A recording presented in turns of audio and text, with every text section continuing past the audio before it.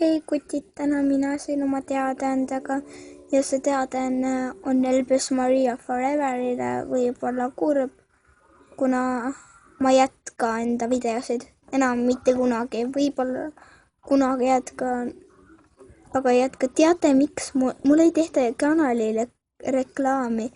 Vabandust, et mu sõna sassi läks, ma olen üldiselt väsinud. Ja teine põhjus, te teile ei meeldiks need videod, kui te näeksite neid.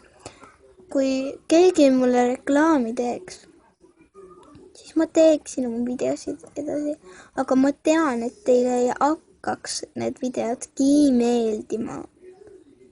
Ma tean seda. Ja ma tean seda lihtsalt. Ja üldsegi ma tegin sarja, vaadake, mäletate, Elvis populaarsus teeb haiget. Seda ma ka ei jätka, ma ei jätka mitte ühtegi videot. Ja täna just mulle tuli mõte, ma võiksin see uue sarja alustada ja vanad ka edasi teha võib-olla. Aga ei. Ja see oligi tänane teadaande. Aitäh, et te mind kuulasite ja soovin teile head päeva.